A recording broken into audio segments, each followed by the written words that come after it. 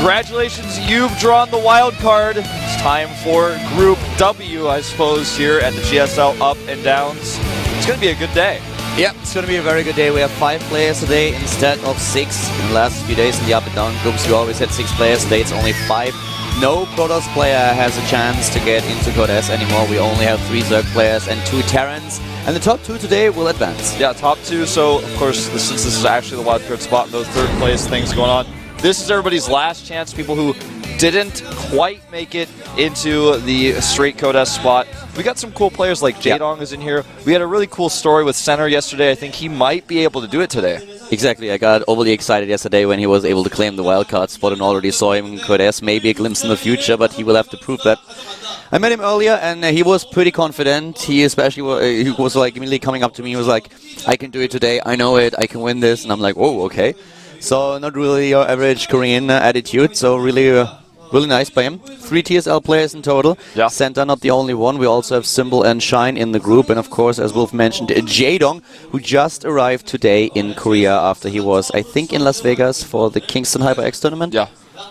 Where he defeated MC with a 4-2. We'll see how well he does after his jet lag, because being in America and the jet lag that it comes with that is pretty severe, but also the flight itself is quite exhausting. It depends all on the flight. As long as he didn't fly United, I think he has a good chance of being in good shape right now. But, well, he tweeted earlier today that he feels really good that people should cheer him on and that he arrived in Korea. So he had a few hours to come to the studio to relax a little bit, to just cool down and try to get into the spirit for today's matches. You will have the third match, I think, against Shine, if I'm not mistaken. Sure it is. Don't have the entire match list now. I'm pretty sure we have our TSL players first, because they're the team kill, and that's something to consider going forward into this group. We have 2 TSL players who are going to, at the very start, one of them has to take a loss. One of them's going to get an early lead. And in case that you just tuned in and you didn't watch the last streams the last week, TSL of course disbanded, so they still wear the tag, they still wear the hoodie, they have their coach here, but the team does not exist anymore. This is the last appearance that they make with the TSL tag, and a few of them already found new teams, but that is going to be announced, I think, within the next 1 or 2 weeks. The other ones are still talking to a couple of teams and trying to figure out where their new home will be. So all of them, or a few of them, will have to make a bit of an impression today. Center, of course, also one of the very young players that wants to prove himself here to his fans. And that's something that we are going to find out today. If he can do it, he's one of 2 Terrans. Yeah, he's got a lot of talent. Definitely a really good play out of him winning that last turn versus Terran yesterday. So today, we are Protoss-less. And we're going to have some ZVZs. ZVZ is going to be a pretty important matchup today. Speaking of no process, we're going to see how many processes are in Code S. You already talked about a little bit earlier. Just check out the race distribution for the upcoming season. You can see we have only 5 Protoss players in the next season of the GSL, but these guys are certainly very, very strong. 3 of them were able to get into Code S, the Up and Downs, Creator and Parting, the ones who were already qualified. And I think, if I'm not mistaken, if we don't have both Terran players advancing from this group, this will be the first time we have more Zergs than another race ever in Code S. Yeah. Ever, out of all the seasons. 13 plus 1 makes 14. That's right. It's true. Unless both Terrans get through, in which case we have 14 Terrans and 13 Zergs. Oh, wow. You've been studying. Look at that. I've been working on it. Good. Here we have our lineup for today. Jadong, Shine, Symbol, Beyond, and a Center. The 5 of them, they have a shot. Top 2 are going to advance. Not only the first one. It was a misconception that was... Oh. It was my misconception. I'm sorry. No, not really yours. It was in a lot of forums that people thought only the first one would get into Code S, but now... Well, that's why. Oh, yeah, that's why I said that, I was misinformed. Of course he did. Yeah. And here we have the 2 first Zerg players today. Cloud Kingdom is going to be the map, and this is Shine versus a Symbol. Symbol, of course, a player that we've seen in Code S several times. Shine is rocking his chair, man. What is going on? He's in a great mood, it looks like. He's actually just spamming LL in the chat. I don't even know. It's like... And then there's like a G for some reason. I don't even get it. What song is he listening to? I want to know. Symbol, on the other hand, looks very serious. He's got his sleeves rolled up. Shine full of confidence. As he said, he's like, I'm sexy and I know it. Wouldn't be surprised that song's quite popular here in Korea. Well, the game is about to load, guys. We're starting things off with the with the Zerg versus Zerg. After this, we are heading into a TVT, so 2 mirror matches to start the day. Actually, it's even 3, I feel, with the third match being Shine versus Jadong. And then we are starting with the Zerg versus Terrans today. But first of all, our first game today is going to be Shine versus Symbol ZVZ, and Cloud Kingdom is going to be the map.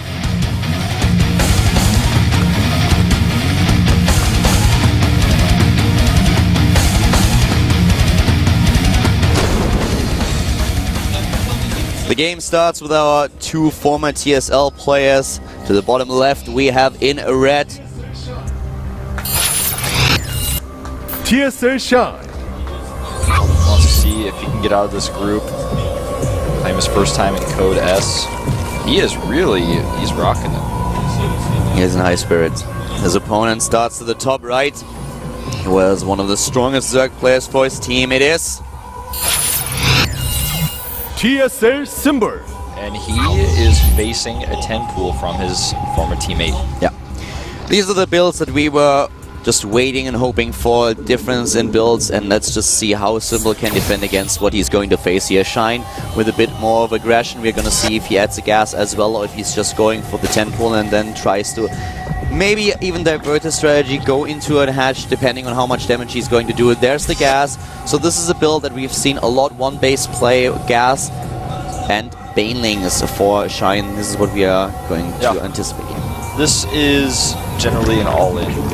There are weird situations where you can recover if you do some decent damage and your opponent has to recover but at the same time is not dead. There are some weird situations seen with DRG. This seems to be the map that players like to do this build on.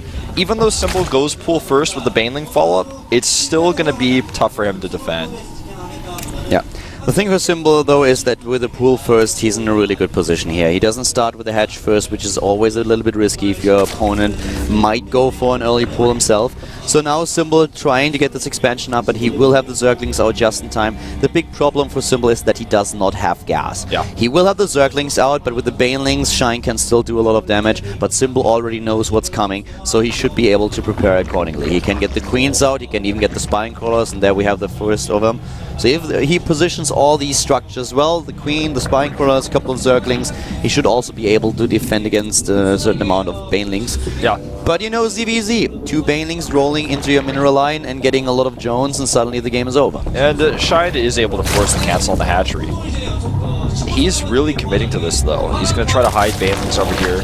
And this is something that's the one thing Symbol doesn't know about just yet. He's sending his Overlord actually to check for the gas, but he hasn't seen it yet, so he doesn't know there's going to be Banelings, but Spinecrawler is so important for that reason. Yeah, he doesn't see it, and here come the Banelings. Now he knows what's going on. How is he going to defend against it? The Harvest account, of course, still in favor of Symbol. Banelings trying to get a hit off here. The reinforcements being attacked by the by Symbol immediately.